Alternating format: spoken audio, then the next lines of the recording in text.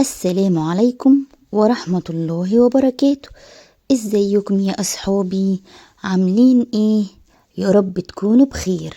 معانا النهاردة حدوتة جديدة، ما تنسوش تضغطوا لايك ويلا بينا على الحدوتة. كان يا مكان يا سادة يا كرام، في سالف العصر والأوان ما يحلى الكلام إلا بذكر النبي عليه الصلاة والسلام.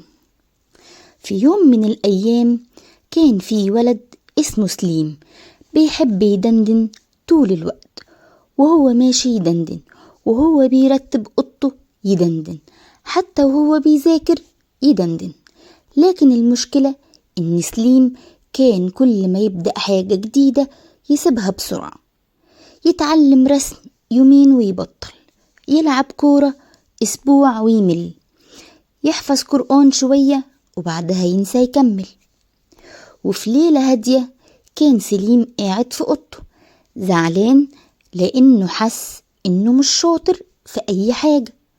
سمع صوت نغمة غريبة جاية من تحت السرير، تين تين تتتان. بص سليم بخوف بسيط وقال: مين هناك؟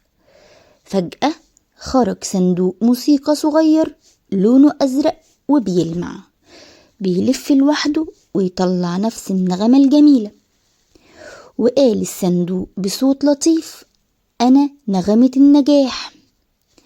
اتعجب سليم وقال: نغمة النجاح يعني ايه؟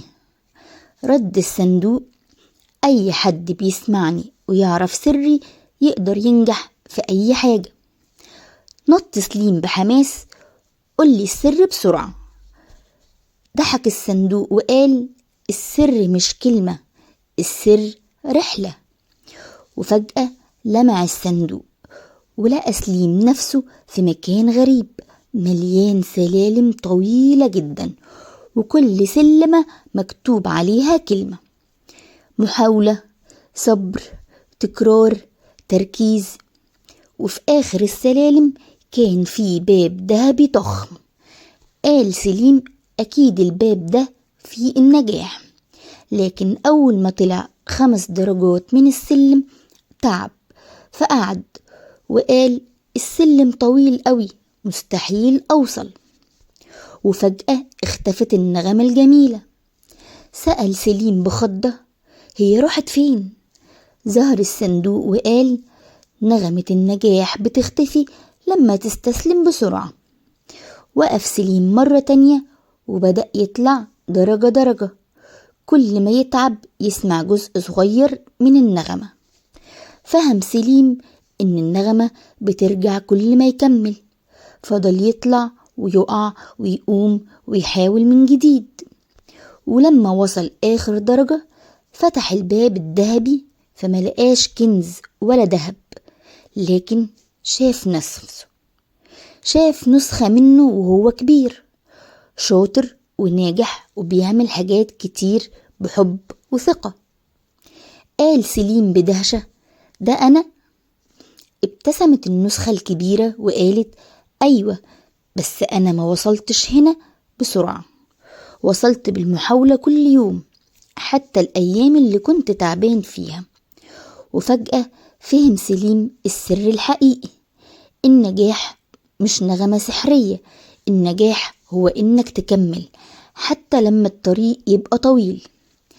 رجع سليم لأوضته والصندوق اختفى، لكن النغمة فضلت في ودانه. ومن يومها كل ما يزهق أو يفكر يستسلم يدندن بنفس اللحن ويقول: خطوة صغيرة كل يوم تعمل نجاح كبير في الآخر. وتوتة توتة خلصت الحدوتة. حلوة بقى ولا ملتوتة؟ لو عجبتكم الحدوتة اضغطوا اللايك الجميل، وما تنسوش يا أصحابي تعملولي فولو، واستنوني في حدوتة جديدة كل يوم. وكمان هستنى رأيكم في الكومنتات. تصبحوا على خير.